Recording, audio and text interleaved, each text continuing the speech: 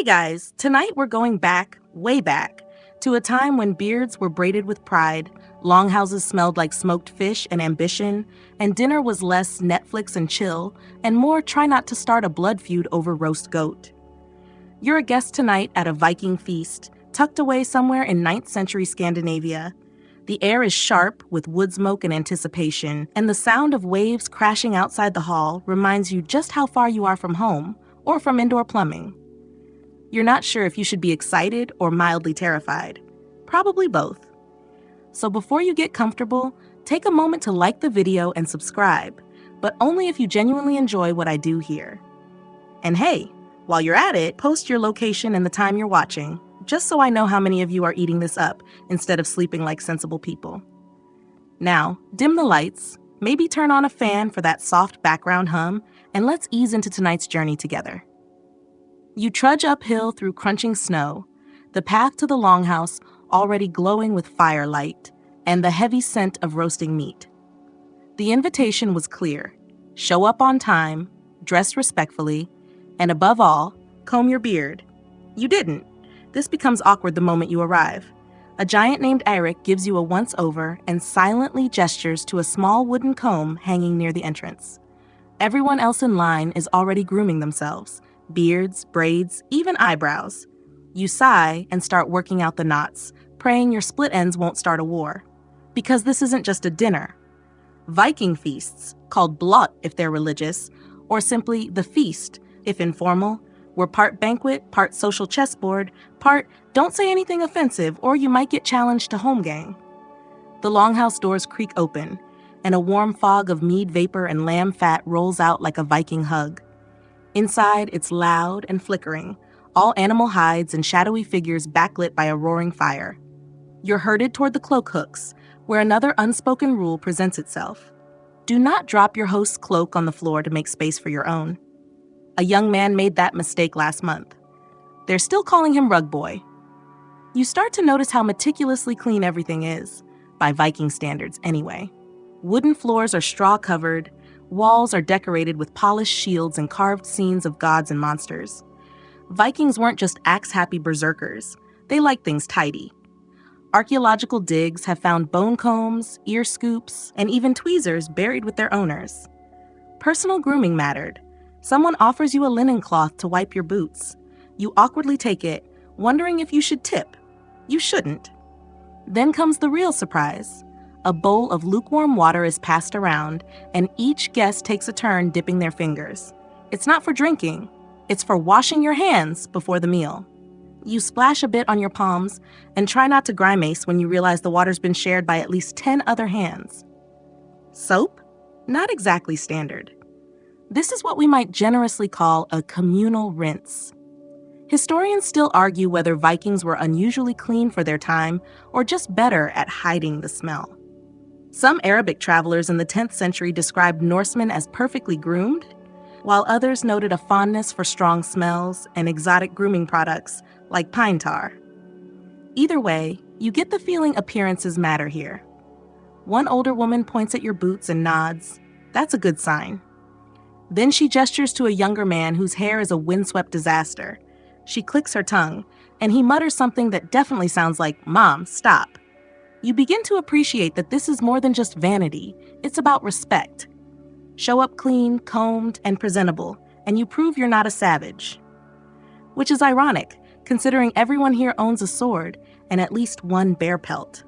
As you make your way into the central hall, you hear snippets of conversation, loud laughter, quiet negotiations, a man reciting what may be a saga or possibly just his grocery list in verse. The place is alive, but there's an undertone of structure. Every move has meaning. You're starting to feel like you're not just attending a dinner, you're entering a ritual. There's a small altar in the corner with carved wooden figures. Thor with his hammer, Odin missing an eye, Freya looking slightly unimpressed. A dried-up offering of bread and fish sits in front of them, along with what might be a half-drunk horn of mead. This isn't an official religious event, but the gods are always invited, just in case. You spot the host near the hearth, wearing a tunic embroidered with raven motifs and the kind of smug smile only someone in charge of the seating chart can pull off. You try to catch his eye, but not too eagerly. Remember, approaching the host without invitation is like opening the fridge in someone else's house. Bad form. Instead, you linger near the fire and pretend to be deeply interested in the logs. The heat is comforting, and someone hands you a carved wooden cup of water. It tastes faintly like birch, refreshing and possibly full of bacteria, but you drink it anyway. This is the Viking Age, not a spa retreat. Just then, a small child runs by holding a dead fish like a trophy. No one stops him. In fact, an elder pats his head and mutters something proud-sounding. That fish probably has a dinner role to play, or was part of a complicated joke you didn't catch. And now, the seating horns are being sounded, two low, haunting blasts from carved animal horns. Guests start to organize into lines, subtly but swiftly. You realize the real feast hasn't even started yet. The tests have only begun. You smooth down your tunic, adjust your belt, no visible panic, and prepare to navigate the social battlefield of who sits where, a topic for our next section. You might want to tighten your shoelaces. You're about to step into a minefield of manners. The moment the horns echo through the longhouse, the crowd begins to shift like a school of fish. Large, shaggy fish with excellent braiding skills. You, meanwhile, are frozen in place, staring at a long wooden table that seems to stretch toward eternity. Candles flicker in iron sconces above, casting warm shadows over platters of dried fruit, loaves of barley bread, and a bowl of what is either butter or an aggressive cheese. Here's where things get tricky. Seating at a Viking feast is not a free-for-all. It's a status-sorting ritual wrapped in a warm, meaty hug. The highest-ranking guests sit closest to the host, an honor that brings more than just better legroom. You'll be offered more food, receive louder applause when you toast, and are slightly less likely to be challenged to a duel over soup etiquette. The further from the host you sit, the closer you get to the drafty corner where the dogs nap and the mead runs thin. You casually drift toward the middle, hoping to avoid both glory and frostbite. A hushed murmur ripples through the room as two warriors bicker over a seat one spot closer to the head. Neither raises their voice, but the intensity is unmistakable. Their hands hover near their belts, where, conveniently, both have axes. You back away and pretend to admire a nearby wall tapestry depicting Thor absolutely wrecking a giant with a tree. Historians still argue whether seating was always this dramatic, or if later sagas exaggerated these moments for flair. But written accounts from Norse and neighboring cultures point to an obsession with social rank. Even sagas like Eagle Saga and Laxdæla Saga include multi-page seating debates, sometimes ending in bloodshed. And sometimes in poetry, occasionally both. You're finally waved over by a steward, a young man with too many keys and not enough eyebrows. He gestures to an empty bench midway down the table. Not bad. Not great. You'll probably get the leftover meat, but avoid most eye contact-based challenges. You take your seat and immediately become aware of another rule. Posture matters. Slouch, and someone might mistake you for a thrall. Sit too rigid, and you'll look like you're waiting to duel your spoon. You opt for relaxed but alert, which mostly looks like you're trying not to get splinters. Around you, conversations are picking up. To your left, a woman with silver rings woven into her braids is arguing about longboat designs with a man who clearly thinks he invented wind. To your right, two brothers are reenacting a famous saga, complete with accents, dramatic hand gestures, and occasional spit. It's chaos, but structured chaos, like a wedding reception with swords. Then the host stands. Instant silence. Everyone rises, including you, after a heartbeat's delay that earns a disapproving glance from a goatskin-cloaked elder. The host raises a horn, not to drink but to observe. He scans the tables, eyes settling briefly on each guest, especially the newcomers, like you. This is his realm, and you are now part of the story he's curating. He gives a short speech in Old Norse, punctuated by chuckles, shouts, and one dramatic pause where someone drops a spoon. The gist? He welcomes you, honors the gods, and reminds everyone that tonight is a night of peace. No challenges will be accepted until sunrise, which is both comforting and deeply ominous. Then, finally, he sits. As if released from a spell, everyone else sits too. Platters begin to move like floodwaters, wooden trenchers piled with roasted root vegetables, slices of fish smoked over juniper, and a mysterious meat pie that glistens like it might have its own backstory. You glance up and realize people are watching you, subtly, discreetly. This is your first feast, and that makes you entertainment. Newcomers are like traveling bards, interesting, slightly suspicious, and possibly cursed. Just as you're about to reach for a loaf of bread, the woman across from you clears her throat and asks, "Do you know what that seat meant?" You blink. "That I'm new and moderately inoffensive?" She chuckles. "That seat was once where the village law speaker sat, before he got too drunk and married a tree." You nod solemnly. "Sounds like a legal gray area." She snorts into her mead. You may have made a friend, but jokes aside, seating carried weight. In some regions, guests might even refuse to attend if they were offered a seat too far down the hall. Better to skip the feast than show up as a social afterthought. Sagas tell of warriors sulking in their ships because they weren't placed near the host, or of women throwing public tantrums, respectfully of course, when placed beside people they deemed unworthy. Of course, there were exceptions. People of rare skill, skalds, seers, even foreign traders, might be seated closer as a show of honor. You glance toward the high table and see a man in silk robes, clearly not from around here, engaged in animated conversation with the host. Probably brought exotic spices or debt collection services. Down at your end, a few children scurry under the table, chasing what appears to be a chicken. No one reacts. You're beginning to realize that the unspoken rule of Viking dining is this: everything is allowed unless someone gets offended. Then it's definitely not allowed.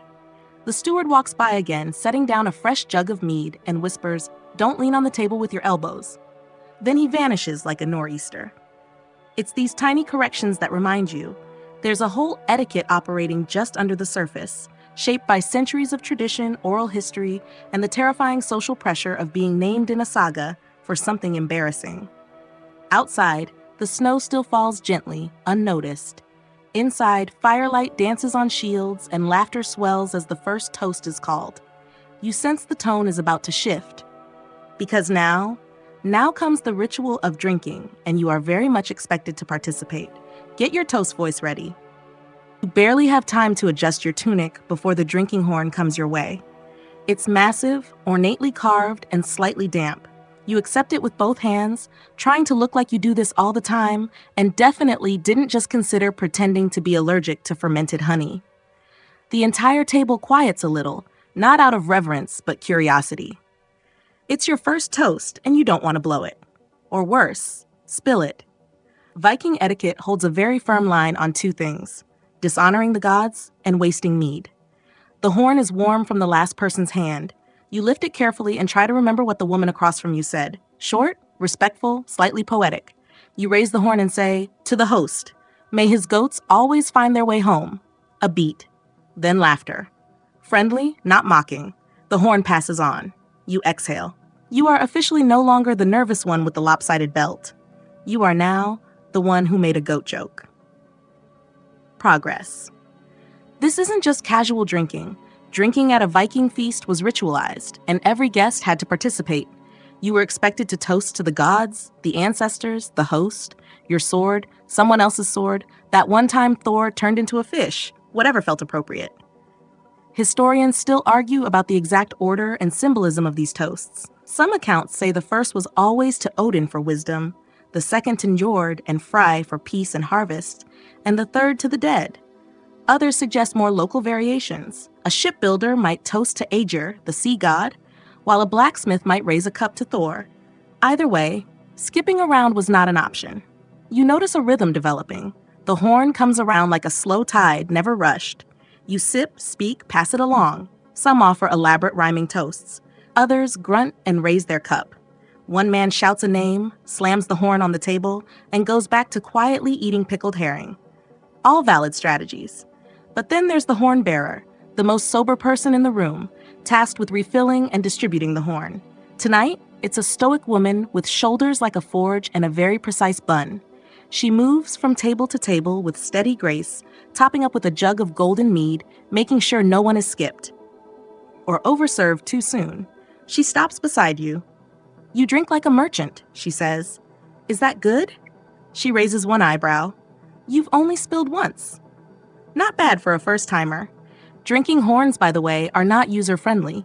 They don't have flat bottoms, because of course they don't, so you can't set them down. Once you start drinking, you're committed. You either finish it, or you cradle it awkwardly while trying to maintain eye contact with a goat-themed wall carving. There's also the issue of portion control.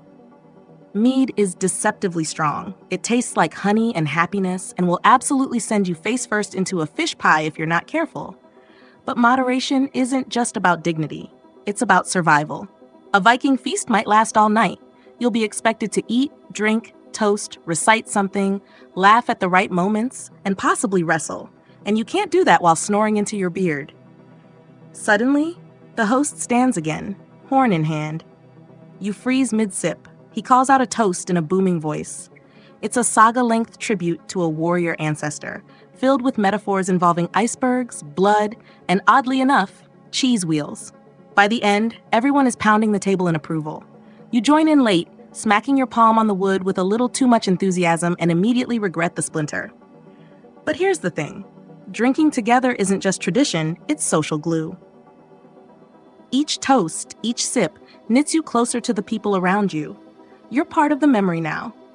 If someone composes a saga about tonight, you might get a line, hopefully one that doesn't involve falling into the fire pit. As the mead continues to flow, stories begin to spill out with it. The man beside you shares a tale about a horse that outran a storm. A woman down the bench retells the saga of a lost earring that led to 3 marriages and a property dispute. These tales are as much a part of the feast as the food.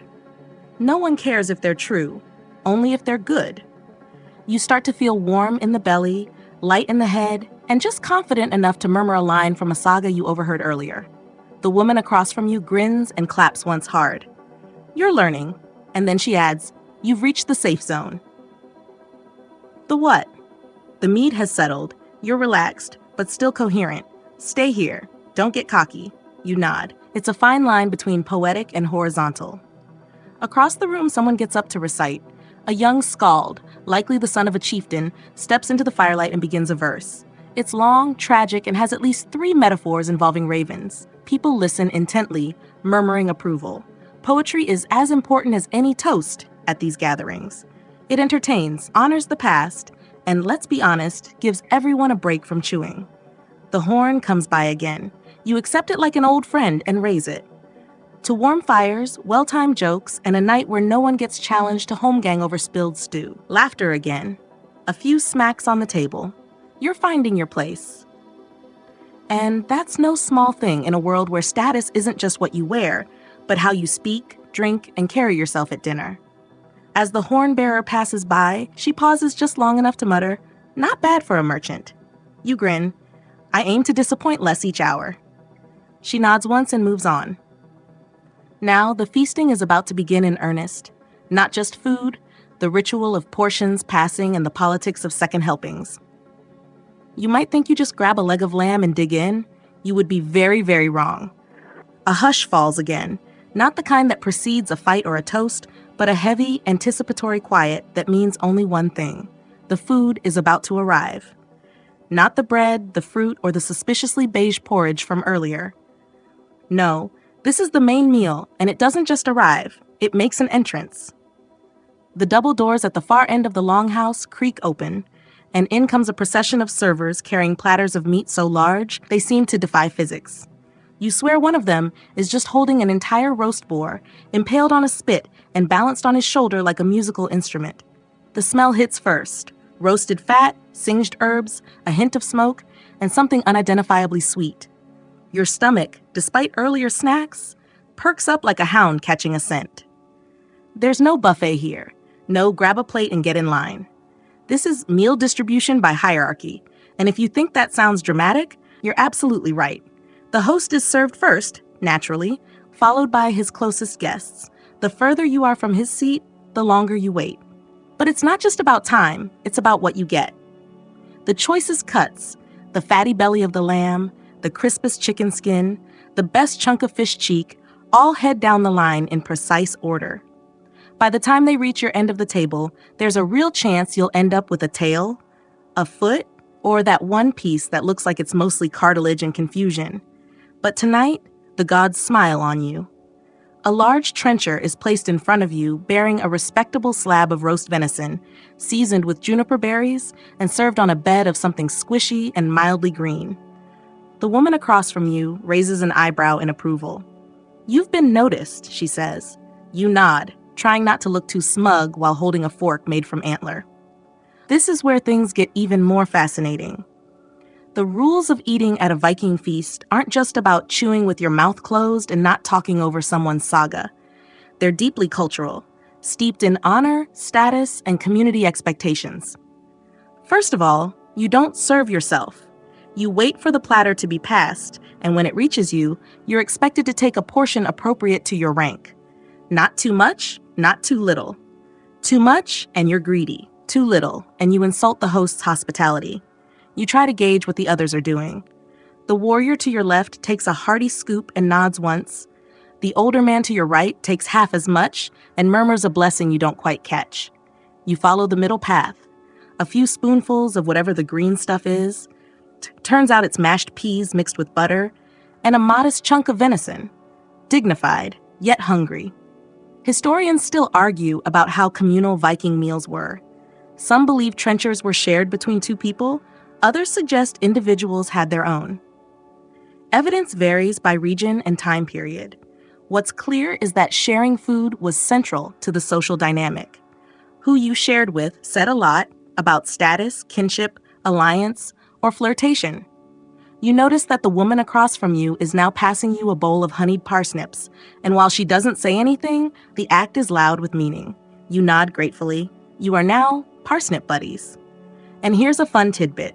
Some Viking feasts had designated joke tellers, literal paid comedians, skempmen who would roam the hall, trading quips, songs, and insults to keep spirits high and awkward silences low. One such man, named Thormod the Tall, was said to juggle wooden spoons and recite limericks involving goats. You glance around and wonder if anyone here has inherited that noble calling. Because now, just as you're settling into your meal, a man at the far end of the bench slams down his cup and shouts, "This turnip tastes like Thor's boot." The laughter is immediate and loud. He's not angry. He's performing. The cook, standing in the corner with crossed arms, glares for a full 5 seconds, then raises one thumb. The turnips continue. The food is hearty, not fussy. There's no garnish, no delicate drizzle of sauce. It's meat, bread, roots, and the occasional foraged surprise. Like those weirdly sweet mushrooms someone hands you with a wink and a whispered, "Don't eat more than 2. You take one and wait for enlightenment, or hallucination. So far, just a mild tingling and an intense desire to compliment someone's fur cloak. All the while, servers roam the hall, refilling jugs, replacing plates, and gently redirecting anyone who looks like they're about to cause a problem. The mead continues to flow, though now it's mixed with water to slow things down. You hear someone whisper, "Watering the mead is for cowards," but they're already asleep on their bench, so you ignore them. Then comes the second round of servings. If you want more, you wait until someone offers. Asking outright is gauche. If someone notices your plate is empty and scoops a bit your way, it's a gesture of respect, or at least tolerance. The man beside you, who looks like he arm wrestled a tree and won, passes you the trencher with a grunt. You thank him, take a single helping, and return it with a slight bow of the head. He grins. You've passed another test. Conversation is lively. No politics tonight, thank Odin. Mostly stories of past feasts, strange weather, goats that climbed onto roofs, and the eternal debate over whether it's okay to reheat eel. The mood is light, the room warm, the fire popping rhythmically like an old bard's knees. You lean back, full and content. Someone hands you a wedge of flatbread dusted with ash, an ancient palate cleanser, or maybe just a burnt mistake passed off as tradition.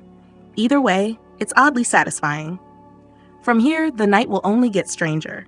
Because once the food is cleared and the horns refilled again, the games begin. And they're not the kind you find on boards. They're loud, strange, and occasionally involve screaming at spoons. But we're getting ahead of ourselves. The last bone is gnawed clean. The trenchers are cleared. Someone lets out a satisfied sigh that sounds like a bear exhaling after a long hibernation. And just like that, the feast transforms. No more clinking of spoons, no more polite chuckles over questionable parsnips. The air shifts, the servers retreat, and a palpable anticipation creeps in. You feel it in your toes. Or maybe that's just the mead. Because now, it's time for the post-feast games, a tradition both treasured and quietly feared by anyone with fragile dignity or slow reflexes. First up, a favorite among warriors and those who've clearly had too much meat already. Flighting. What's flighting? Think Viking rap battles, but with more goats and fewer beats. You watch as two men rise from the benches, swaggering with the confidence of people who believe insults are a gift. They stand toe-to-toe near the fire, arms crossed, voices low at first. You fight like your axe's handle, splintered and useless. "Oh ho," says the man whose beard is afraid of his chin. Gasps. Laughter. One older woman slaps the table and yells, "Get him, Bergier!" You lean in. This isn't just petty name-calling. It's a battle of wit, of reputation, and of who can string together the most devastating simile about someone's cooking, mother, or lack of heroic deeds. Historians still argue whether flighting was a strictly male pastime or if women participated just as fiercely. In the sagas, you'll find a few sharp-tongued shield maidens who gave as good as they got, but whether that was real life or literary flourish is anyone's guess. Tonight, though, the ladies at the table are heckling with precision. One leans your way and mutters, "If I ever flight, I'm using your breath could sink a gnar." You note it down mentally, just in case. As the flighting winds down, ending in mock bows and a very unconvincing hug, the next activity begins. And this one's weirder. A low chant starts up, slow at first. You can't tell who's leading it, but it spreads like spilled honey, sticky and unstoppable. A circle clears in the center of the hall, and someone places down a spoon. Not a golden relic, not a mystical artifact, just an average wooden spoon, slightly singed, possibly used earlier to stir the mystery mash. The game is called spoon yelling. No one explains the rules. You only know them because you've heard the rumors. Participants take turns screaming as loud and long as they can into the spoon. Why? The theories vary. Some say it's to show off lung strength.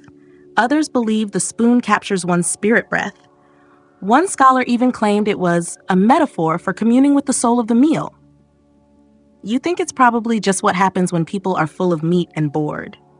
The first contestant steps up, breathes deep, and unleashes a wail so bizarre it sounds like a goose being mugged by a bagpipe. Applause erupts, not because it was good, but because it was committed. Others follow. Some scream, some growl. One woman sings a single haunting note that gives you goosebumps. You're roped in. Of course you are. Someone pushes you forward and hands you the spoon like it's Excalibur. You take it, hold it up, breathe in, and let out a howl that starts strong, cracks in the middle, and ends in a dignified whimper. The room loves it. You return to your seat red-faced and triumphant. You are now known as Spoon Voice. Accept it. Wear it with honor. Just when you think things can't get any more surreal, a small wooden board is brought out, scratched with runes and scattered pebbles. A few guests gather around. This, you're told, is the Viking board game of kings and conquerors. It's a strategic war game, not unlike chess, but simpler, and arguably more frustrating. The object? Protect your king as he tries to escape the board's center, while the attackers close in from every side. You watch as two burly men with fingers the size of sausages nudge the pieces with delicate reverence. One scratches his beard like a philosopher. The other narrows his eyes and whispers, "Bold move, Sven." Mainstream historians agree that Hnefatafl was hugely popular in Viking Scandinavia, especially before chess was introduced via trade routes. Boards have been found carved into the stones of longhouses, scratched into ship planks, and even etched into bone combs, because even raiders need a brain break.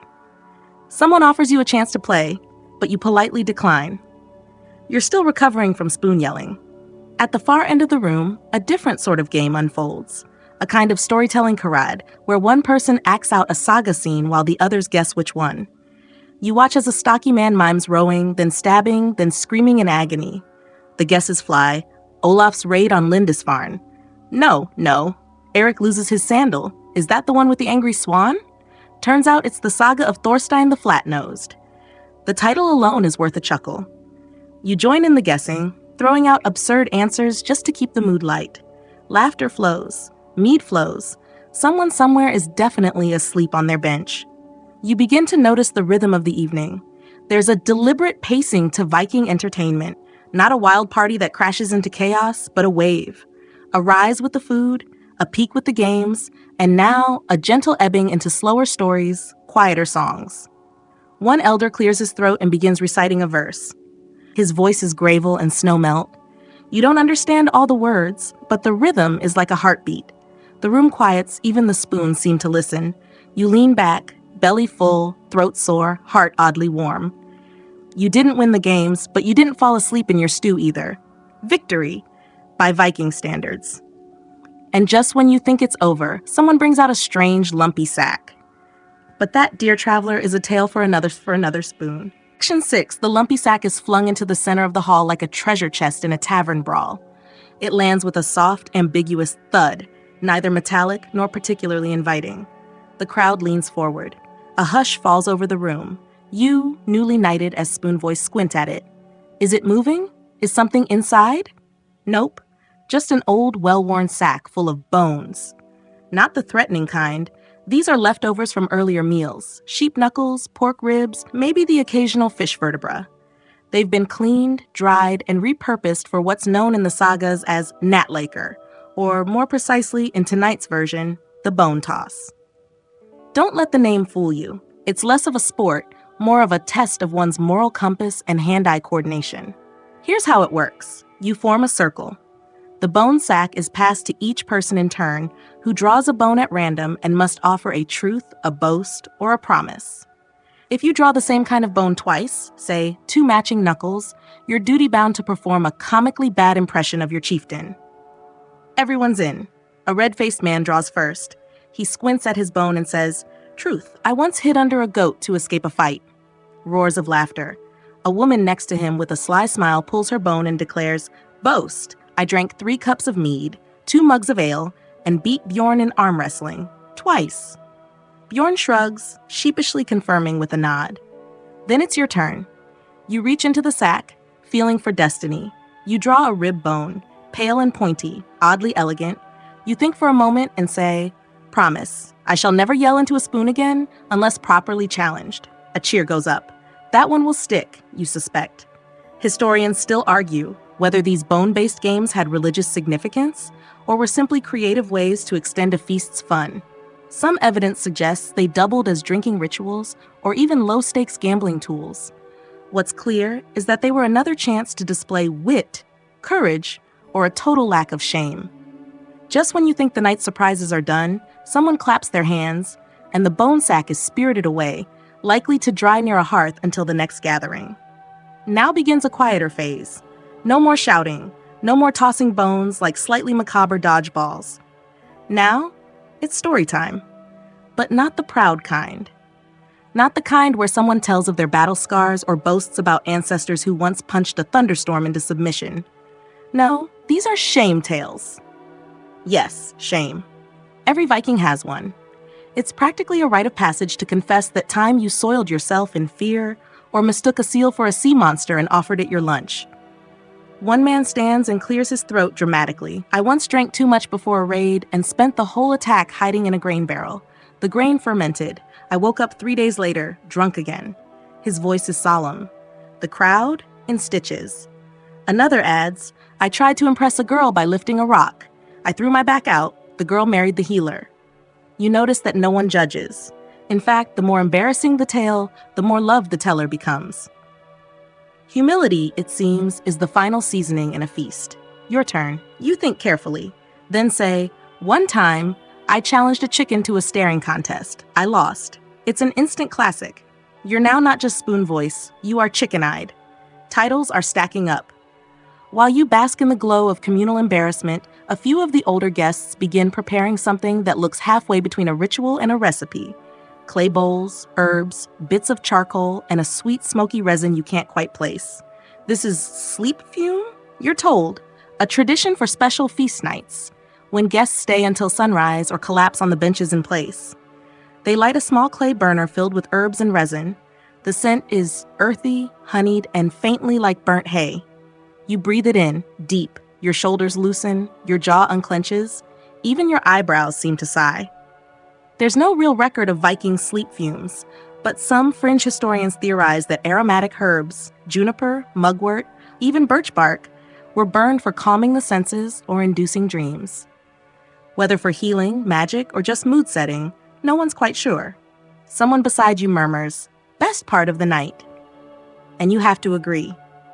As the scent curls around the rafters, guests begin to curl too, leaning into furs, pressing heads against wooden beams, murmuring half-jokes as the rhythm of speech slows. There's a subtle etiquette here. If someone yawns 3 times without speaking, they're granted permission to lie down. If they snore during another's story, the snorer owes the storyteller a favor come morning. You stifle your 3rd yawn, just barely. A soft harp plays in the corner now, plucked by a girl with nimble fingers and a look of practiced serenity. The melody is simple, like a lullaby written by trees. Someone hums along, their voice blending with the crackle of the fire and the fading scent of herbs. You lean back, watching as the last cup of mead is raised, not in toast, just in acknowledgement. A nod to the feast, the games, the stories, the shame, and the bones. And then a voice beside you whispers, "Wait until you see what breakfast's like." You smile. You hope it involves fewer spoons. Awaken, well, not fully. Let's call it a half-wake, the kind where your body is present, but your soul is still at the mead table. Someone is stirring the hearth, not metaphorically, but literally. A long iron poker clinks against the ash. The fire's embers glow like dragon eyes, and soft light spills across fur-covered floors and curled-up guests. The hall has transformed overnight into a sprawling dormitory of warriors, poets, and one guy who apparently sleeps hugging a cheese wheel. Your back protests gently, having slept at a 37-degree angle against a wooden beam. Across the room, a boy no older than 12 snores with the intensity of a walrus. His sister throws a crust of bread at him without opening her eyes. Precision sibling warfare. And so begins breakfast Viking style. Not with cereal, not with eggs and toast, but with gruel. That's right, thick, unashamedly beige gruel, made from barley or oats, sweetened with berries if you're lucky, and occasionally enriched with yesterday's leftovers. You watch as a large pot is placed over the revived fire, and a woman stirs it with the air of someone who's stirred every morning for 30 years. Despite its reputation, the gruel smells surprisingly pleasant, nutty, comforting, and lightly spiced with what you guess might be cardamom or crushed pine tips. There's something grounding about it, like a warm sweater, but for your intestines. You're handed a carved wooden bowl and a small horn cup of what turns out to be buttermilk, thick enough to require a commitment. You accept both with the reverence due a sacred relic. As you eat, the morning ritual unfolds. Low voices, sleepy jokes, the occasional retelling of a misremembered shame story from the night before. "Did you really insult the spoon?" someone asks. You nod. Spoon voice lives on. This phase of the Viking day, the gentle, practical dawn, is often lost in tales of raiding and roaring. But it's crucial. It's when plans are made, chores divvied up, and gossip traded like currency. A woman near the door unwraps a bundle of herbs and begins sorting them with care. She's preparing salves, you're told, used for sore joints, minor burns, and the occasional troll bite, which you suspect is just what they call stubbed toes. Mainstream history confirms that Viking households practiced a form of communal medicine, largely overseen by women. They brewed teas, made poultices, and kept a mental library of what bark cured what rash. Some were so respected they were half healers, half sages, like medieval pharmacists, but with better cloaks. Meanwhile, outside the hall's rough timber walls, the sun begins to rise, muted and winter pale. A rooster crows exactly once, then immediately regrets it. Someone opens the main door, and a breeze wanders in, sniffing the gruel and making everyone clutch their furs tighter. You're invited to step outside. You do. The air hits like a friendly slap. The village is quiet at this hour. Smoke curls from other longhouses, and distant figures begin their own routines. You spot someone already repairing fishing nets. Another feeds a pair of chickens who look like they know secrets.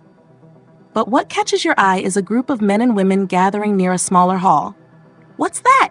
you ask. "Law speakers circle," someone says. "Big debate today. Chicken taxes." You're not sure you heard that right. Chicken taxes? Turns out, yes. In some parts of the Viking world, local councils called things were responsible for settling disputes and making decisions about communal life. And sometimes that included arguing over how many hens a farmer could keep before being accused of poultry hoarding. Historians still argue about the reach and consistency of Viking law, especially in smaller settlements. Was there a written standard? Did everything invent its own rules? Were chickens ever officially classified as taxable assets? Evidence is conflicting, but one thing's certain: Vikings loved a good debate. Inside the circle, voices rise, not angrily, but with performative seriousness. One man gestures to his neighbor's coop and exclaims, "I saw 8 heads in there last week." His neighbor replies, "Then you need to stop drinking in the morning." Laughter. Even the chickens look entertained. You stay to watch for a while. There's something undeniably cozy about a society that might raid a monastery by sea, but also holds democratic assemblies over poultry disputes. Back at the Longhouse, the final breakfast ritual is underway: the telling of the dreams. In Viking culture, dreams weren't just fluff. They were omens, messages, sometimes even instructions. If you dreamt of a horse with 2 heads, you might avoid travel. If drowning, someone probably owed you money. A woman with cloud gray braids begins.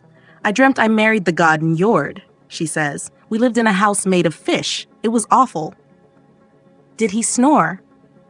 Like a walrus stuck in a conch shell. More laughter. You're nudged. Did you dream? You think. You vaguely remember yelling at a spoon while riding a sheep. You wisely keep that one to yourself. Instead, you say, "I dreamt I was given a chicken that turned into a boat." Nods. Approving ones. A man mutters, "Classic voyage omen." Soon it's time for people to head out. Some to fish, some to weave, others to rebraid their beards into new seasonal styles. You're offered a place to help salt cod for storage. You politely decline. Someone claps you on the back. "Come to the next feast. It's in 3 moons. Bring a new insult." You promise you will. And as you step outside once more, full of gruel and gossip, warmed by mead and memory, you realize something. For all the axes, battles, and long ships, it's this side of Viking life, bone games, chicken taxes, shared embarrassment, that sticks with you. That and the faint scent of herbs still clinging to your cloak. You've barely shaken the pine smoke from your hair when someone grabs your arm, not urgently, but with the casual authority of a person who has absolutely decided that you are part of their plan today. "We're making skyr," they say. You blink. "Is that a person?" "It's yogurt." "Ah." And just like that, you're whisked into a different corner of Viking domestic life, the ancient dairy dimension. Less glamorous than raiding, more important than most sagas admit. Welcome to the Viking kitchen, a place of controlled chaos, wooden buckets, and an unreasonable amount of patience. The woman leading the operation is named Thora. She's missing 2 fingers, but can churn butter with the kind of confidence that suggests she could take down a bear using only dairy-based weaponry. She hands you a ladle the size of your face and points to a clay vat. Stir clockwise, or the gods get confused. You don't question it. Skyr, you learn, is not quite yogurt, not quite cheese, somewhere in that murky dairy purgatory. It's made by curdling skimmed milk with a previous batch's starter culture, then straining it through cloth to achieve its thick, tangy final form. It's creamy, it's sour. It probably survived longer on boats than some of the men did. Mainstream scholars note that skyr dates back over 1,000 years, especially in Iceland, though it likely originated in earlier Norse societies. The tradition was so important that families guarded their starter cultures like treasure, or passed them down like jewelry. You stir dutifully, wondering if the gods are watching. Probably not. But Thora is. While the skyr does its slow transformation thing, you're roped into helping with another kitchen task, rendering tallow. Basically, melting fat down into a waxy substance used for lamps, preserving hides, waterproofing, and sometimes even as hair pomade. Smells like ambition and regret. You try not to breathe through your nose. As the fat bubbles like an overexcited potion, you listen to the chatter around the hearth. Most of it centers on local events. Someone's ox got loose and joined a wedding. A neighbor's goat allegedly learned how to open doors. You're not sure what's true anymore, but you love it. And then someone mentions the salt man. You pause. The what now? He walks from the coast every 4 months. A girl says, voice hushed with mystery. carries salt in pouches stitched from fish skin, says things like, "The sea forgot your name." You wait for a punchline. There isn't one. Apparently, salt traders were a big deal in regions that lacked direct access to the coast. They were part merchant, part myth. Some brought news, others brought scandal, and a few, like the Salt Man, came with reputations that made them more legend than logistics. Historians still argue whether these salt walkers were solitary entrepreneurs or part of larger trade networks. But they agree on one thing: inland Norse communities treated them like seasonal oracles. Their arrival meant preservation, wealth, and tales from the wider world. You imagine him now, fish-skin boots, wind-chapped face, salt like frost in his beard. You quietly hope he shows up before you leave. Back to the kitchen. Someone's churning butter in a barrel. Another is slicing turnips with terrifying speed. You're handed a strip of dried fish and told it's called hardfisker. You chew and chew and chew some more. It tastes like effort, but it keeps forever and is a vital part of Viking rations. It's dried, not smoked, and usually eaten with a generous smear of, yep, you guessed it, butter. You're starting to see a pattern. The Viking pantry is basically butter, fish, buttered fish, and fermented dairy that could probably qualify for diplomatic immunity. A small debate breaks out nearby about whether elk milk makes better skyer. Skyer. Someone insists it does. Another says elk are too haughty to be milked regularly. You are silently grateful no one asks for your opinion. Then comes the guest of honor, the bread round. Don't expect fluffy loaves. Viking bread is dense, dark, and slightly threatening, made with barley, rye, or oats, baked on hot stones, and sometimes flavored with seeds or herbs. It's more edible shield than sandwich base. You're handed a fresh one, still warm. You take a bite and are immediately hit with the taste of history. Earthy, faintly sweet, with a crust that demands commitment. Paired with skyer, it's actually good. You find a corner to sit, eating slowly as the kitchen murmurs around you. There's something mesmerizing about watching these women, young, old, scarred, laughing, humming, preserve culture in ladles and cloth strainers. This isn't just breakfast, it's memory, one batch at a time. Eventually, a horn sounds outside, not for war, but announcement. Someone opens the door. The Salt Man's here. Well, speak of the Sea Devil. The room empties like a dropped ladle. You follow the crowd into the bright chill, eyes scanning until you spot him. Tall, cloaked, exactly as described, down to the salt-powdered boots and the solemn, sunburned stare of a man who's seen too much brine. He opens his fish-skin pouch and holds it out wordlessly. People bring goods, fish, wool, small trinkets, and exchange them for the precious, coarse salt that glitters like frostbite. When it's your turn, you offer half a bread round and the rest of your dried fish. He takes them, nods once, then says in a low voice, "You smell like dairy and ambition."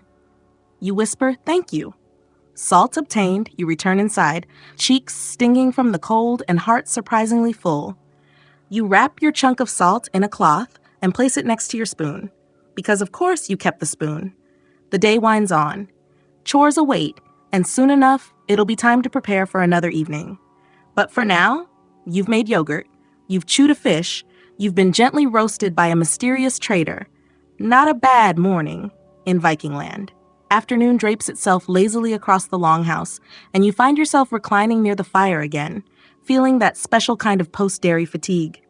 The kind that settles deep in the bones after churning butter and being mildly insulted by a man carrying artisanal sodium. But there's no real downtime in a Viking homestead, just shifts in task intensity. And now, you're swept into something surprisingly delicate. Textiles. Yes, textiles. The unsung heroes of Viking society. Because while it's easy to romanticize axes and dragon ships, the truth is, you weren't getting very far without a good tunic and dry socks. You're introduced to Fridas, tall, grim-faced, and astonishingly fast with a drop spindle. If you blink too slowly, she might turn wool into a sweater while you're not looking. She hands you a tuft of sheep's wool and raises an eyebrow. "Spin," she says. You try. The spindle wobbles. The wool slips. You produce a lump of sadness. Freydis doesn't even sigh. She just takes it from your hands and fixes it in 5 seconds flat. You're back to spectator mode, which is honestly safer for everyone. Weaving, spinning, dyeing, this is the hidden engine of Norse life. Not just because people need clothes, but because textiles were also currency, tribute, and status markers. A finely woven cloak could say more about your worth than your sword ever could. Mainstream scholars often point out that textile production was primarily women's work, and that Viking women, especially in Iceland, held unusual legal and economic power compared to other medieval societies. Some even controlled their own property and wealth, largely tied to the production of woolen goods. But here's a fringe tidbit for you. Viking looms weren't horizontal like the ones you see in museums. They were vertical, warp-weighted looms, leaning against walls like wooden skeletons. Thread hung from above, held taut by stones or ceramic weights. The whole setup looks a bit like a musical instrument, and a torture device had a well-ventilated baby. You reach out to touch one and feel the texture of the wool, coarse, unbleached, faintly sheepy. And as you run your fingers along the threads, Freydis looks over and deadpans, "That'll cost you 2 goats." Joke's on her. You don't have any goats, probably for the best. Nearby, 2 younger girls are using natural dyes made from lichen, onion skins, and fermented urine. You make the mistake of sniffing the dye pot. It smells like betrayal. "Bright yellow," one says proudly. "Best for funerals." You blink. "Wait, why yellow?" She shrugs. "Because blue's for weddings, obviously." Historians still argue whether Norse color symbolism followed strict rules, but evidence from textile fragments and burial sites suggests there were some cultural associations with color, even if they varied by region. Yellow, it seems, was a popular dye not just because it stood out, but because it was achievable with local materials and determination. And ammonia, lots of ammonia, back to spinning. You're handed another tuft. This time, you do marginally better. Your yarn still looks like it's having an existential crisis, but it's at least technically straying. You're improving, sort of. As the daylight slants into gold, a group of women gather around the loom and begin embroidering a tapestry. You scoot closer, curious. It's not huge, just a personal panel, but the details are intricate. Long ships with curved prows, bears with human eyes, a feast scene with exaggerated mugs and sprawling chickens. There's even a small figure with wild hair and a fish, possibly the Salt Man, you ask. Could be, someone says. Or it's my cousin. Right. Same difference. Tapestries like these served as both decoration and memory, a stitched history, part art, part propaganda. Scholars believe that families sometimes use these to document major events, even in code messages. And unlike sagas, which could shift in the telling, a tapestry was fixed, a fabric truth. You admire the craftsmanship, the tiny details, the eyes, the stars, the horns of a goat rendered in just 3 careful stitches. It's oddly meditative. You could fall asleep right here on the floor, until someone yells, "Where is the soap root?"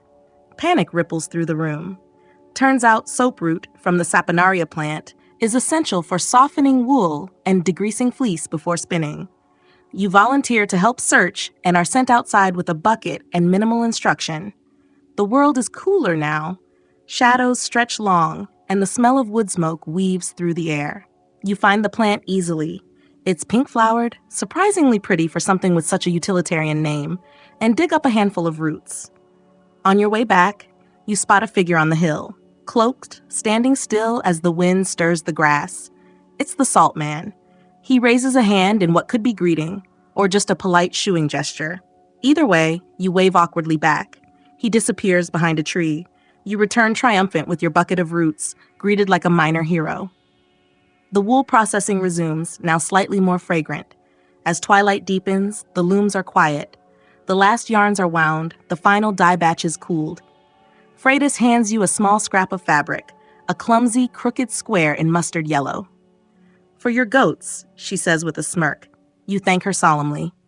The textile room empties, leaving behind only the soft creak of drying threads and the lingering scent of fermented plant life. You sit near the fire again, clutching your crooked square, wondering if maybe you found your true Viking skill, enthusiastic failure. Still, you helped. You wove. You were insulted creatively. In other words, a productive day. The scent of boiled cabbage, wood smoke, and damp wool lingers in the air as evening yawns across the village. You're stretching your arms near the longhouse hearth when a boy no taller than your belt tugs your sleeve.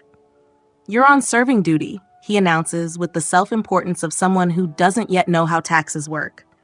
And just like that, you are promoted.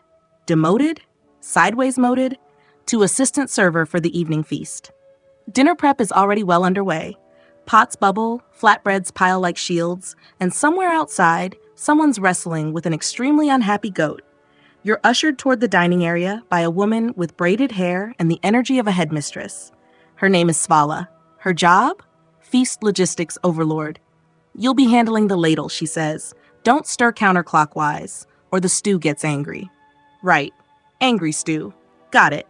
The longhouse is transforming for the occasion. Wooden tables are being dragged into place, benches lined with fur, torches lit to chase away the shadows. Everything glows gold and orange, flickering like a half-remembered story. Now here's the surprise. There is absolutely no assigned seating at this dinner party. Well, kind of. Because even though no names are etched into the benches, everyone seems to know exactly where they're supposed to sit and where they shouldn't. You watch as people enter, make tiny eye movements, and shift seats in silent negotiations that feel less like dinner and more like a Viking version of Tetris. This is where it gets juicy. Because while Viking societies weren't rigidly stratified like later feudal Europe, social hierarchy still existed, and mealtime was a masterclass in subtle status theater. For instance, the high seat, usually an ornately carved wooden chair, goes to the head of the household or most honored guest. To sit in it uninvited would be like crashing a wedding and stealing the bride's bouquet mid-vow. And placement around the fire matters too. Closer means warmer, more prestigious. Further back? Congratulations, you're dining with the draft and probably a goose. You, naturally, are near the food trench. Which is fair. Svala instructs you to ladle the stew into bowls, hearty stuff, a mix of barley, leeks, lamb, and mystery root vegetables. As you serve, you hear murmured greetings, bursts of laughter, and the clatter of mugs being filled with mead, the honey-based drink that fuels most Viking decision-making. One man raises his bowl and offers a toast. To fish that don't lie and boats that don't leak. People cheer. You quietly wish the fish were better liars. Here's your mainstream fact. Feasting was both sustenance and spectacle.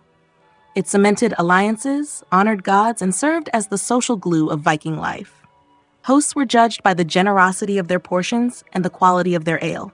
A skimpy feast, social doom. Now for a quirk. Table manners were absolutely a thing, and breaking them could get you scolded, or worse, mocked in verse. That's right, insult poetry was a weapon. Known as neath, these sharp little rhyming jabs were composed on the spot and could destroy your dinner cred in 2 stanzas flat. Eat too fast? Slurp? Steal someone's turnip? Someone might stand and sing, "Here sits Bjarni, the gluttonous lout, whose soup met his beard before his mouth." Ouch. And yes, it happened. You hand a bowl to an old man missing an eyebrow. He nods sagely. "Thank you, ladle warrior." That's probably a compliment. Historians still debate whether Viking feasting customs varied by region. Some evidence suggests that in coastal towns, seafood played a much larger role, while inland communities relied more on stews, root vegetables, and livestock. Either way, the rules of the feast, who served, who toasted, who got the best meat, were carefully watched. Suddenly, the room goes quiet. A woman at the high seat raises a horn and begins to recite a saga. Everyone listens. It's a story of love, betrayal, a shipwreck, and a magical goat. You only catch half of it, but the rhythm is mesmerizing, the pauses perfectly placed, the punchlines subtle but effective. People chuckle quietly, nodding like they've heard this version, and 5 others, but enjoy it every time. You realize these stories aren't just entertainment, they're shared memory, oral history, passed down through evenings exactly like this one. It's how people remember lineage, victories, lessons, and ridiculous goat-related drama. The saga ends to a soft murmur of approval. Someone refills the storyteller's horn. Across the table, a child quietly drops a turnip under the bench. No one notices but you and the goose. Svala returns and leans in. "You're doing fine. Just don't serve the dog." "There's a dog?" "Indeed." A shaggy creature appears near the fire, doing its best impersonation of someone who was definitely invited and not just here for scraps. Its name is Snorri. He's wearing a small cloak. You are now deeply invested in Snorri's career. Toward the end of the meal, you're told to pass the skyer. It's been chilled in the creek and served with berries and, yes, more honey.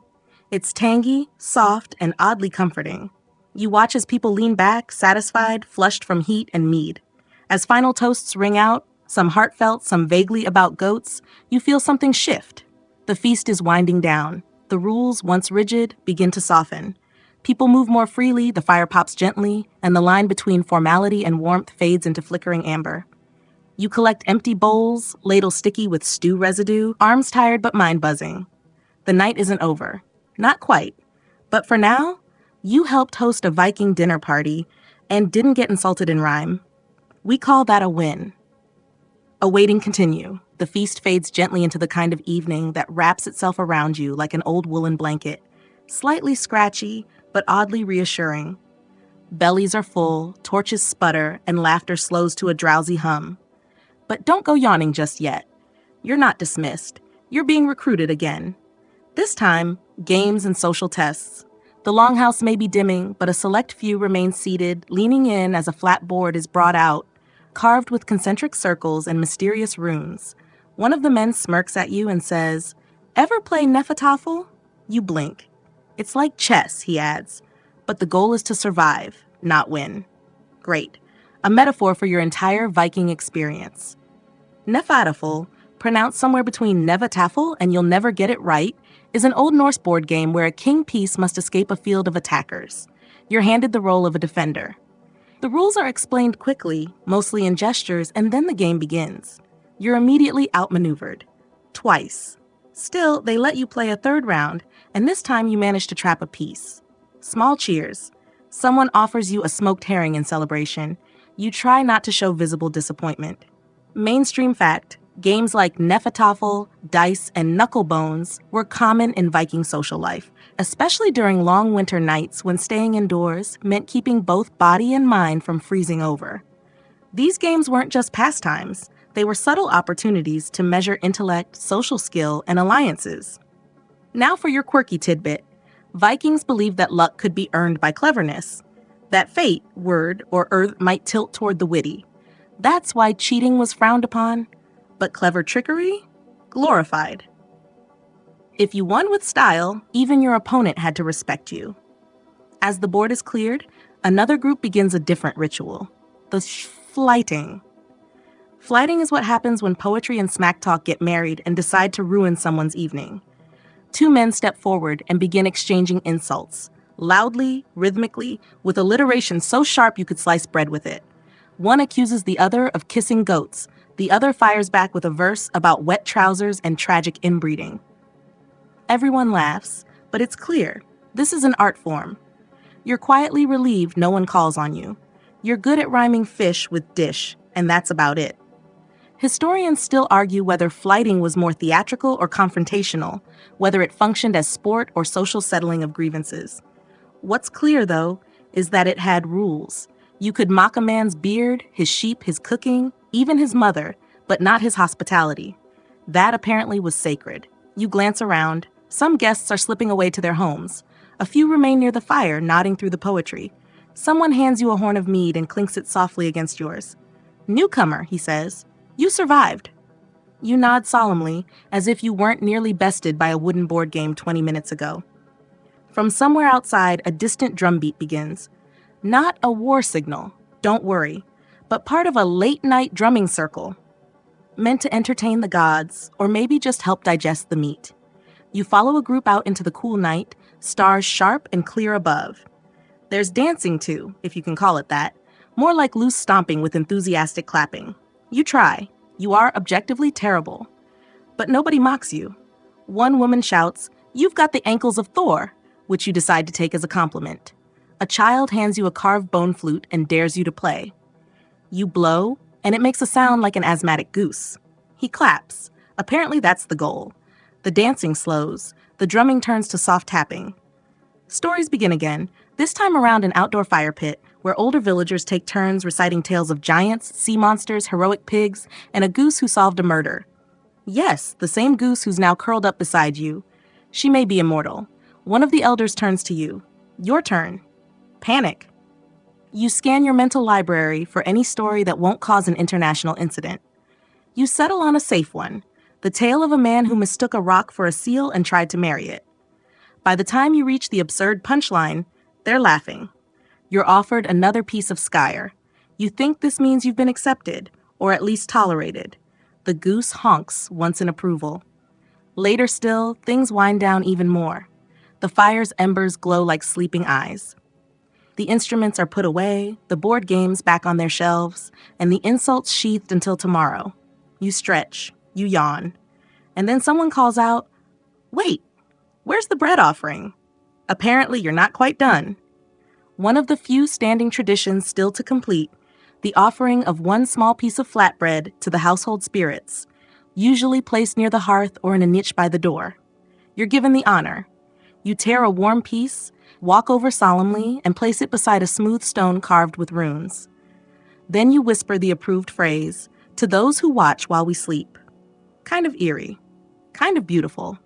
You return to your seat by the fire. Someone hands you a blanket. It smells like wood smoke and slightly of goat. You've passed the games, survived the insults, and you've been trusted with the bread. That's as Viking as it gets. Morning hasn't come yet, but the longhouse is quieter now, settling into a hush that buzzes gently beneath the surface like a sleeping hive. A few embers still pulse in the hearth. The mead horns are empty. Even Snorri the dog has curled up near someone's discarded cloak and is snoring like a bear who dreams of rabbits. And you? You're not quite ready to sleep yet, because something curious is happening. A woman in a midnight blue tunic walks in from outside. Her name is Inga, and she carries a bundle of sticks, a pouch of herbs, and a very serious expression that says, "Don't touch anything unless you want your soul relocated." Everyone shifts slightly to make room. This is the quiet ceremony, a closing of the evening, a moment for blot, the offering. Mainstream fact: the Vikings practiced ritual offerings to gods, land spirits, and ancestors. These could be large and dramatic, animal sacrifices during major seasonal festivals, or smaller, intimate acts like this one, burning herbs and food scraps in the hearth to honor unseen presences. It's not about fear, but about respect, a kind of spiritual housekeeping. Inga sprinkles dried herbs, juniper, yarrow, and something that smells suspiciously like burnt toast onto the fire. The smoke curls upward in lazy spirals, catching the flicker of the torchlight. You're told to close your eyes. So you do. You hear a chant, not loud, not eerie, just ancient. It's like the kind of sound a tree might make if it learned to hum. Inga's voice lifts in a language that even the goose seems to understand. No one moves, no one speaks. The flames crackle softly in agreement. And then, you swear this is real, you feel a draft of warm air brush past your cheek. Almost like someone unseen walking by. Could be your imagination. Could also be the bread spirit. You're not about to question it. Here's the quirky bit. Not all offerings were solemn.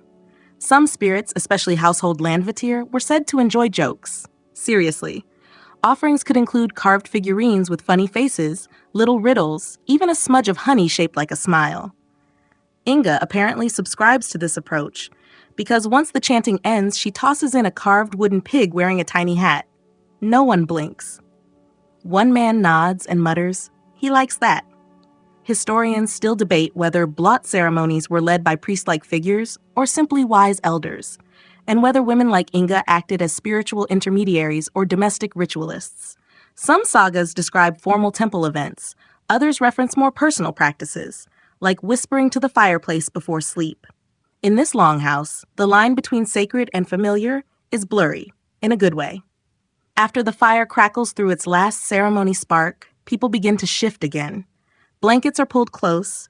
Someone strums a harp gently in the background, not for performance now, but as a kind of lullaby for grown warriors. You're offered a sleeping spot. It's along the wall, beneath a thick wool pelt that smells of sheep and lavender.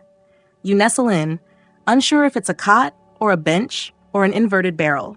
Frankly, you'd sleep on a goose if they'd let you. Someone snores in a rhythmic pattern that almost harmonizes with the harp. A baby fusses for a second before being gently shushed. Outside, the wind murmurs past the thatched roof, just soft enough to sound like the ocean trying to remember your name. Now comes a lovely little surprise. The man beside you leans over and whispers, "Did you hear about the time Odin disguised himself as a bread cart?" You blink. "As what?" "A bread cart," he says. "Long story. He was spying on a baker who cheated his customers, hid inside a fake cart to catch him. Classic Allfather mischief. You're not sure if he's telling the truth or if this is the Viking version of a bedtime story designed to confuse you into unconsciousness. Either way, it works. You nod, eyes half closed. One last ritual remains. The passing of the Dreamstone. It's a small, flat rock with a hole through the center. Legend says if you whisper your wish through it before sleep, you'll dream of what you need to know, even if that's just where you dropped your socks. The stone makes its way around. Some people kiss it. Some mutter serious things. When it reaches you, you whisper, "Let me remember this night." Then you pass it on. Moments later, the room stills. No more stories. No more jokes. Just breathing and crackling coals and the quiet weight of a dozen bodies sleeping in peace. But you stay awake a moment longer, eyes tracing the flickering patterns on the ceiling beams. You realize this wasn't just a party. It was a ritual of remembering. A woven tapestry of food, games, stories, mockery, worship, and warmth. And you weren't just a guest. You were a thread in that tapestry. Somewhere near your foot, the goose sighs in her sleep. You smile. And then, finally, you let go. You wake slowly. Not because someone shakes you or because a rooster crows dramatically, but because the longhouse is beginning to glow. That kind of pale, grainy light that seeps in through wooden slats and dares you to believe it's morning. Technically, it is. Spiritually, your body is still operating on goose time. Snorri is licking your face. Not ideal. You sit up, groggy but warm. Around you, people stretch, yawn, roll their shoulders, and start the silent routine of daybreak. No one shouts. No horns blare. This isn't some military camp or dramatic battle cry moment. It's just a Viking morning, and it begins with ritualized simplicity. Let's talk about breakfast, because yes, there were rules for that too. Mainstream fact. The morning meal in Viking times was typically simple, seasonal, and communal, a mix of barley porridge, buttermilk, and whatever leftover meat hadn't been claimed by the night's most dramatic guests. Occasionally, there might be berries or wild greens stirred in. Honey, if you're lucky. More often, salt. You're handed a bowl of porridge so thick it can probably stand upright. Someone drops a spoonful of cloudberries into it, which makes you feel like royalty. As you eat, the longhouse shifts from sleep den to hive once more. People clean their bedding with surprising speed, roll furs neatly, sweep ash into tidy piles, and oddly, talk less than they did at night. Morning is for doing, not talking. This too is part of the Viking code. Respect the space, reset the ritual. Quirky tidbit. Some Viking households believed that if the hearth wasn't tidied properly each morning, a minor spirit called a scuttling would hide your tools for the entire day. Think of it as ancient passive-aggressive karma. You finish your porridge. The spoon is wooden and slightly too large, as if carved by someone whose only reference point was bigger than thumb. You wash it in a shared bucket of warm water, dry it with a sheep wool rag, and return it to the communal shelf. Then someone presses a cloth bundle into your hand. It's your thank you lunch. Yes, apparently, you're not allowed to leave without provisions. This is hospitality taken to its Viking extreme. Inside, a slab of smoked fish, 2 pieces of flatbread, dried berries, and a small wedge of hard cheese that could double as a weapon in a pinch. Historians still argue whether these farewell gifts were a daily norm or reserved for special guests, but evidence suggests that generosity extended beyond the walls. To travelers, to strangers, and even to enemies offered truce. It's one of the quiet contradictions of Viking life. Brutal in battle, but stubbornly kind in the kitchen. You're given a ceremonial goodbye by the same woman who toasted your arrival. She touches your forehead lightly with a sprig of juniper, says a phrase that translates roughly to walk safely, dream loudly, and points toward the path that will lead you out. Before you go, though, there's one last tradition you're asked to participate in: sweeping the threshold. It sounds mundane, but it's symbolic. Guests were expected to help restore the longhouse's balance before leaving, even if just by brushing dust away from the front step. It's not punishment, it's participation. You grab the broom, which is more twigs than handle, and make a few respectable strokes. You're told, now the house remembers you. Kind of sweet, kind of mildly ominous. With your lunch bundle tucked into your belt, you step outside. The air is cool and bright, the kind of morning that smells like damp grass and distant ocean. You glance back. The longhouse seems smaller now, quieter, but still pulsing with its hidden life. Someone calls out, "Don't forget your socks." You glance down, still barefoot. Right. You retrieve the woolen things from a bench near the fire pit and slide them on. They're itchy and slightly mismatched, but perfect. As you walk away from the village, you notice a small pile of stones stacked near the path, 3 high, a marker, a kind of farewell cairn, maybe. You place your own pebble gently on top, because even now you're still part of the ritual. The wind whistles through the grass. A bird caws somewhere rudely. The goose, who apparently followed you halfway down the hill, honks once and then turns back. Smart bird. And you? You keep walking, your mind full of firelight, bread offerings, poetic insults, and perfectly salted porridge. The party is over, but you, lucky traveler, will be thinking about Viking dinner parties for the rest of your life. Now let's rewind just a little. Not to break the spell, but to linger a bit longer in its warmth. You're no longer in the longhouse, but the rhythm of it stays with you. You find yourself walking slower, breathing deeper, and craving dried fish, which is a surprising twist to your personal growth arc. But there's one more thing to explore before we say goodnight. Because long after the porridge is scraped clean and the fire is just ash, what truly lingers from a Viking dinner party is the unspoken code, a web of etiquette, expectations, and social chess moves that governed even the humblest of gatherings. This wasn't just about being fed, it was about being seen. Mainstream fact: Viking social hierarchy was fiercely present even during meals. Guests were seated according to status, alliances, or reputation. Higher seats near the hearth or head of the table, if there was one, weren't just warmer, they were symbolic. You sat where you stood in society. But if you were clever, charming, or owned a particularly fine cloak, you might just earn a spot upgrade. The interesting part? This system wasn't fixed. Unlike the rigid caste systems of some medieval cultures, Viking rank could be influenced by charisma, wealth, or, let's be honest, how well you roasted someone in verse. So during the meal, your behavior could subtly shift your future invite level. This wasn't just dinner. It was a reputation workshop in real time. Quirky tidbit: some sagas include moments where a guest's poor manners, eating too loudly, hogging the butter, or forgetting to compliment the host's spoon, resulted in poetic rebuke, duels, or being banned from future feasts. The Viking version of being unfollowed. Now remember Thorkel, the guy who carved his insult into a fish? Turns out that wasn't just comic relief. It was a strategic move. Historians believe public wit was a form of social investment. Your performance at a meal could win you allies, deter enemies, or even gain marriage prospects. The Longhouse was also a court, a theater, and a negotiation table all at once. And yes, it was monitored by more than just watchful aunts or nosy neighbors. In many Viking communities, a reciter or skald was present during major gatherings, not just to entertain, but to observe. They might recount your deeds later in verse. So if you fell off your stool or mistook a sacred oil lamp for a soup bowl, well, expect to be immortalized. Historians still argue whether this sort of oral surveillance was formalized, but there's enough in the sagas to suggest that every awkward laugh, every graceful toast, every crumb flicked improperly was fair game for future retelling. Imagine knowing your table manners were about to be turned into an epic poem. Now here's something deliciously awkward. Archaeologists have uncovered household objects with carved insults on them, like combs that read, "For someone with lice and no shame," or bowls labeled, "Not yours." Were these jokes? Warnings? Passive-aggressive gifts? We may never know. But clearly, even dishware carried gossip. So what were the silent rules you had to remember, beyond the obvious? Never eat before the eldest has raised their spoon. Never point at food with a blade. Bad luck. And rude.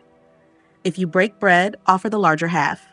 If you spill mead, apologize to the hearth, not the host. Compliment the bread. Always. No exceptions. You followed these well enough, didn't you? You even shared your flatbread with the goose. That'll earn you points in the afterlife. As you make your way back down the muddy trail, you find yourself recalling each moment, not in words, but in sensations. The way the mead warmed your throat, the flicker of shadows on the ceiling beams, the ridiculous hat on the wooden pig, the way the elders' laughter crinkled like dry leaves, the moment you whispered into a dreamstone. It all feels important, like you witnessed a thing that wasn't about spectacle, but about connection through repetition. This is what the Vikings understood. Ritual doesn't have to be grand to be sacred. A shared meal, a respectful jest, a sweep of the threshold. These were tiny stitches in the cultural fabric, keeping the whole thing from unraveling. You begin to wonder, how many modern dinners carry that kind of weight? That blend of obligation and intimacy, humor and holiness? How often do we eat to remember each other? The longhouse disappears behind you, tucked into the folds of the hills. The goose has vanished, probably off to attend a second breakfast somewhere. But you feel full, not just from porridge, but from presence, from being seen, heard, and momentarily held in a tradition that's lasted longer than the cutlery we use now. You realize Viking dinner parties weren't wild just because of what they ate or drank. They were wild because every action mattered. Nothing was meaningless. Even the smallest gesture, like placing a fish cheek on someone's plate, was heavy with memory and intention. And now, you're part of that memory. The trail bends toward the sea now, and with it comes a soft wind, a salt-laced breeze that smells of tide pools and driftwood, and a hint of something ancient, like kelp and old secrets. You pause at the crest of a hill. Below, a small dock juts into the fjord, unmoved by time or tide, and moored to it is a boat, not large, not flashy, but built like it means business. The kind of boat you leave parties in. You make your way down. The path is lined with moss-covered stones, slick with morning dew, and you wonder if they were placed deliberately or if the land just arranged them that way over the years. Either way, they hum underfoot, like quiet reminders that even exits are ceremonial. A woman waits at the boat. Not the elder, not the toast giver, but someone new. She nods without smiling. Viking hospitality doesn't always come with extra facial expressions and gestures for you to board. You step in, the hull rocking gently, and sit on a cushion that might once have been moss, or possibly just really soft sheep. You glance back at the village. The longhouse roof blends into the slope like a resting beast. Smoke curls upward from its central hearth, thin as a thread. No one waves, no dramatic farewell music. The party is over, and you are leaving the way most Viking guests did, full, thoughtful, and slightly bewildered by how much you'll miss it. As the boat pulls away, your host hands you a small object. It's a spoon, wooden, carved with spirals. Yours, apparently. You hold it like a relic, because that's what it is in a way, a quiet souvenir from a culture that prized usefulness, ornament, and symbolism all in one. The spoon was how you ate. Now it's how you remember. The boat glides past a rocky outcrop, startling a group of seabirds. One squawks like it disapproves of your cloak. You adjust it out of spite. As the fjord widens, you think back over every rule, every ritual. Not because you're nostalgic already, though you are, but because you realize something. The Viking dinner party wasn't an exception. It was a pattern, a practice, a rhythm. They did it often, not for holidays or feasts, but for life. The act of gathering, of breaking bread and breaking silence, was part of how they measured time. Mainstream fact, Viking social life revolved around these communal meals. They weren't just events, they were infrastructure. Leaders secured loyalty over meat. Marriages were negotiated over ale. Disputes were resolved after dessert. It was as if the longhouse table replaced the courtroom, the church, and the town square all in one. Quirky tidbit. Some villages even kept a guest log carved into bone or wood, a tally of who had visited, what they'd brought, and whether they were welcome again. Imagine being rated like an Airbnb guest, but with runes. And here's the thing that historians still debate. Did everyone really follow these rules, or are we romanticizing a culture that was actually more chaotic than ceremonial? There's no full answer. Archaeology can show us where the hearths were, how the benches were placed, even what was eaten from a bowl. But it can't tell us whether someone told a joke that went too far. Whether someone cried into their ale, whether a child snuck extra honey when no one was looking. That's the magic of it. What survives is structure. What's lost is the warmth between the lines. But tonight, you've imagined your way into that warmth. You've felt the heft of a wooden bowl, the sting of a poetic jab, the hush before a toast. You've sat among them, not as a guest in a museum, but as someone with porridge in your teeth and opinions on mead. And that, dear dreamer, is a kind of time travel they don't teach in school. The boat slides up to a small landing. There's no one here, just a path lined with birch trees and the low hum of crickets starting their shift. You step off. Behind you, the boatwoman gives a single nod, the kind that says, "You were part of it, you did well." And then she's gone. You begin to walk again, this time not toward a new story, but toward your pillow. But before we let your mind drift off completely, let's let this Viking tale softly fade. Now, as you settle into the stillness of your own bed, you might notice how quiet everything has become. There's no clink of wooden bowls, no soft shuffling of feet across straw-covered floors, just the sound of your breath, steady, slow, and the gentle pulse of sleep beginning to stretch its arms. Your journey through Viking hospitality might feel distant now, like a dream you almost remember. But part of you is still there, by the firelight, nestled between furs, sharing space with strangers who somehow feel familiar. You can almost hear the crackle of the hearth again, smell the faint sweetness of honeyed bread, feel the wool at your shoulders and the weight of old stories settling over you like a warm blanket. Let your thoughts wander a little longer if they wish, back to toasts raised in your honor, to poems spun like spells, to the soft scrape of a broom over a threshold. These were moments that didn't shout, but whispered.